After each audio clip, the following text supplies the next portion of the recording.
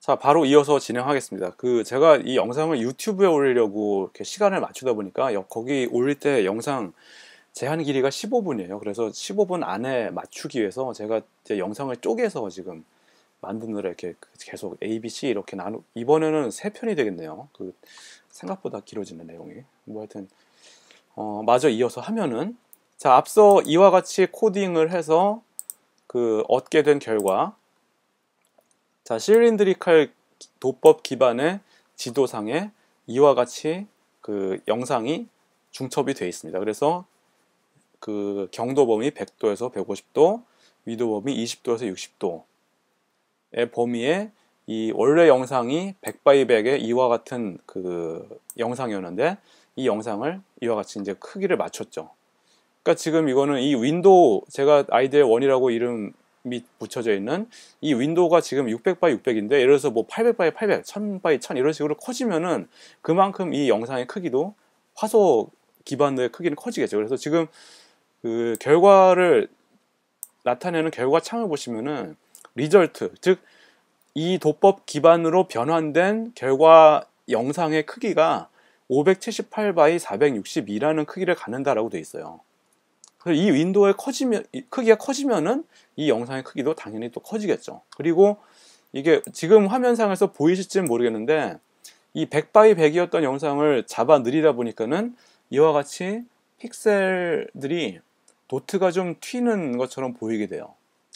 이거 아마 영상에선 잘 안 보이시나 하더라도 나중에 예제 코드를 한번 직접 돌려보시면 느끼실 수 있을 겁니다.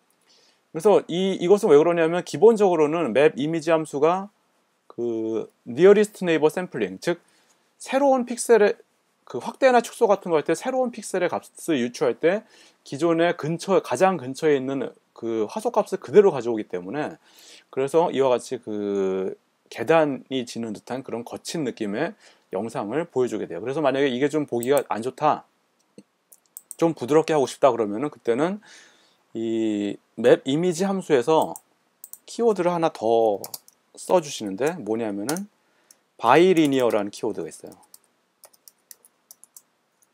바이리니어 이퀄 1 이렇게 정해주시면은 결과를 다시 한번 보죠. 자, 그러면은 어떻습니까? 아까는 되게 거칠게 나왔었는데 지금 굉장히 부드럽게 나왔죠. 이거는 이제 새로운 화소들에 해당되는 값을 갖다가 주변의 값들을 이 내삽을 해서 구하기 때문에 아무래도 픽셀 값들이 좀 더 부드럽게 분포해 있는 듯한 모습을 보이게 됩니다. 그래서 이와 같은 그림을 얻게 된다. 자, 그래서 지금은 실린드리칼 도법으로 우리가 그림을 그렸지만은 뭐 다른 도법으로 그림을 그린다 하더라도 결과는 비슷해요. 그래서 코닉 도법, 제가 아까 프레젠테이션 파일에서 소개해드렸던 코닉 도법 기반의 그림을 또 다른 윈도우를 띄워서 그려볼 건데요. 방식은 같습니다. 그래서 지금 아까 윈도우 1 해가지고 쭉 그렸던 이 내용을 그대로 그냥 카피에다가 아래에다 바로 페이스트를 할게요. 그리고 윈도우의 인덱스만 제가 2로 바꿔줘서 새로운 윈도우를 그리도록 할 거고, 그 다음에 코닉 도법의 지도를 그리기 위해서 이 실린드리칼이라는 키워드를 갖다가 대신에 코닉이라는 키워드로 변경을 합니다. 그리고 코닉 도법 지도를 그릴 때 주의하실 점은 뭐냐면은 이러한 도법에 따라서는 중심이 되는 지도를 그릴 때 지도의 중심이 되는 경위도를 따로 지정을 해주셔야 되는 경우가 있는데 코닉 도법 같은 경우가 그런 경우에 해당됩니다. 그래서 앞서 실린드리칼 도법일 경우는 중심이 되는 경위도 좌표를 원래 맵셋 명령의 바로 뒤에 주게 되어 있는데 그런 거 주지 않아도 돼요. 실린드리칼 도법일 경우에는. 근데 코닉 도법일 경우에는 그걸 주셔야 됩니다. 이걸 안 주고 그리면은 지도가 굉장히 이상하게 그려질 수가 있어요. 그래서 중심이 되는 위도는 0도, 그 다음에 경도는 몇 도가 될까요? 100에서 우리가 범위가 지금 100에서 150도니까는 125도와 같이 중심이 되는 위도 경도의 값을 맵셋 바로 뒤에 줘야 됩니다. 코닉 도법 같은 경우 그래요. 이것만 다르고 나머지는 똑같아요. 지금 뭐 어차피 그 맵셋에 의해서 설정된 도법의 기반 하에 맵 이미지가 움직이기 때문에 이제는 코닉 도법을 기반으로 한 이미지로 영상으로 변환을 하게 되는 겁니다. 앞서는 실린드리컬 도법으로 앞서 이미 설정이 되기 때문에 이 도법에 근거한 영상으로 변환을 하게끔 얘가 움직이고요.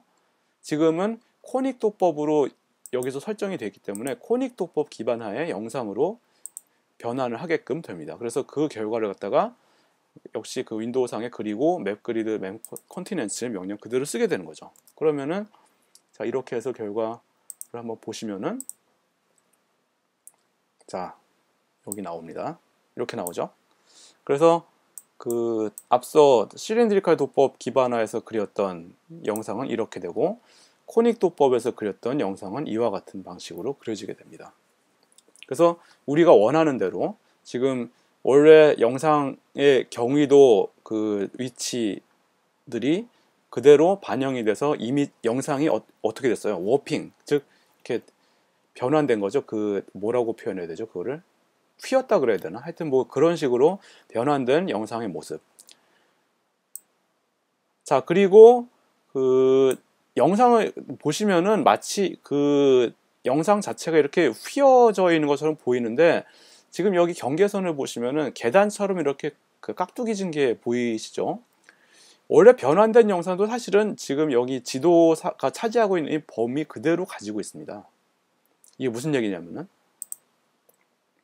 그 맵 이미지 함수에서 쓸 수 있는 키워드 중에 미싱이라는 키워드가 있어요.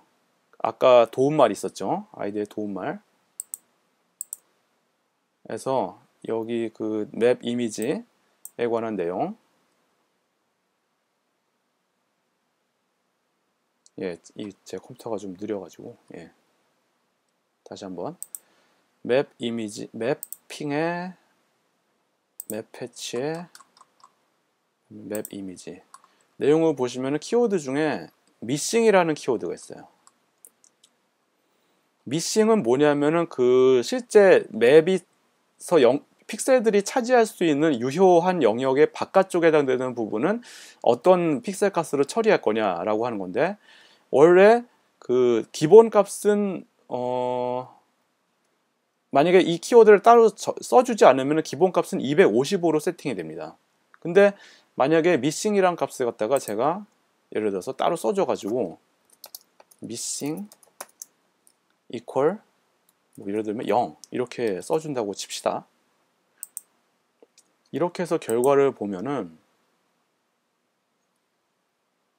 0 말고 다른 값으로 할까요? 한 100 같은 걸로 할까요? 그럼 100이라는 값으로 missing 키워드를 정해주면 자 이와 같이 나오죠. 자, 즉 뭐냐면은 실제 위경도 범위, 유효한 위경도 범위 외에 다른 지점들, 즉 이것도 영상이기 때문에 이와 같은 사각형 형태를 가질 수밖에 없어요. 영상이니까.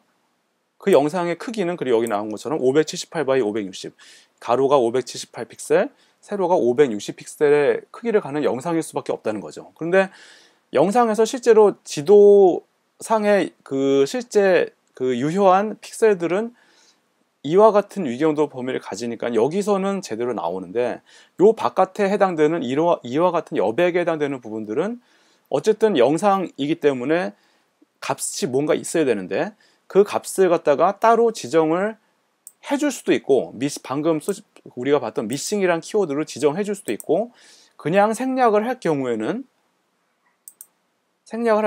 기본적으로는 그 디폴트 값은 255다.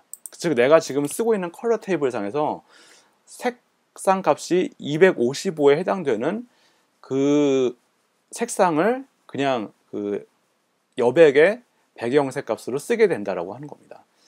그래서 뭐 컬러 테이블 중에는 이 255에 해당되는 부분이 뭐 까만색인 경우도 있고 뭐 다른 색인 경우도 있고 그래요. 그래서 그럴 경우에 만약에 그 색깔로 배경이 되는 게 좀 보기가 안 좋다. 그러면은 지금 그 컬러 테이블 상에서 뭐 하얀색에 해당되는 색상 값을 이 missing이라는 키워드에 지정해 주면 되는 거죠. 자, 이와 같은 요령으로 맵 이미지라는 함수를 사용하시면은 그 경위도 기반의 그 직교 좌표계 기반의 규칙 격자를 하는 영상을 갖다가 그 어떤 도법에서든지 자유자재로 표출할 수 있다라고 하는 점을 그 기억해 두시면 됩니다. 그래서 정리를 한번 해보면요. 저 사용 요령은 뭐 아까 보셨던 것처럼 맵셋 함수를 사용해서 그리고자 하는 지도의 도법을 설정하고, 그 다음에 맵 이미지 함수를 사용해서 그 변환된 2차원 영상 배열 생성, 그 다음에 TV 또는 TVSCL 명령을 사용해서 영상을 표출하고, 그 다음에 맵 컨티넨츠, 맵 그리드 명령을 이용해서 대륙 경계선, 경위도 격자 등을 표출한다.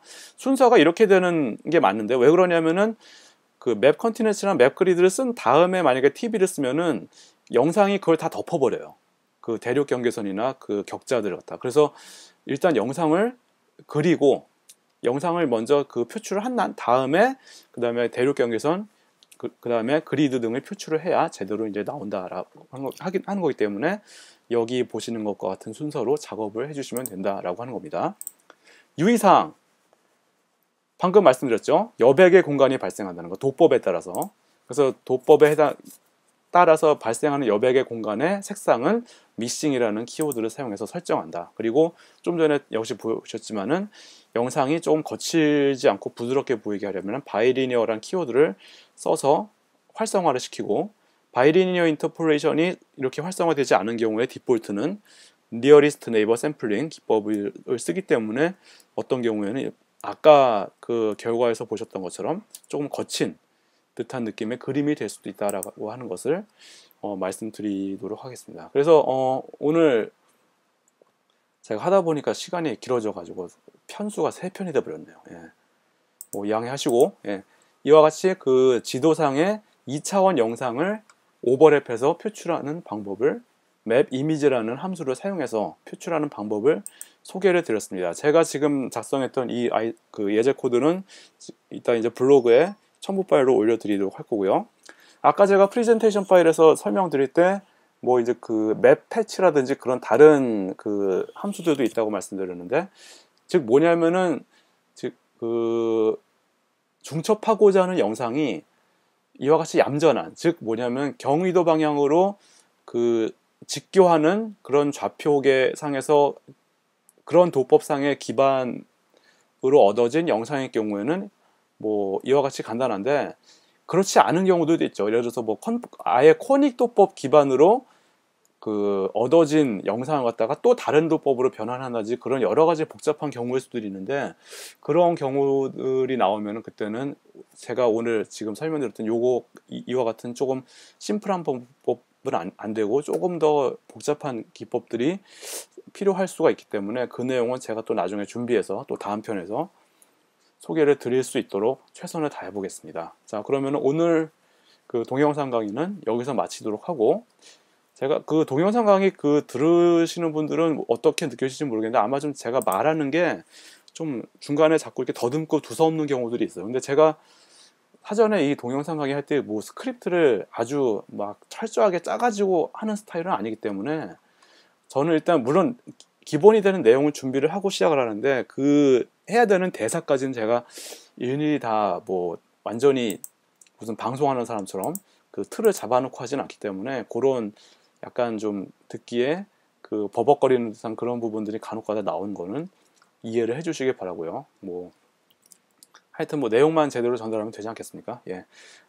자, 그러면은 다음 편에서 또 이제 찾아뵙도록 하겠습니다. 오늘은 여기까지 마치겠고요. 들어주셔서 감사합니다. 다음 편에 뵐게요.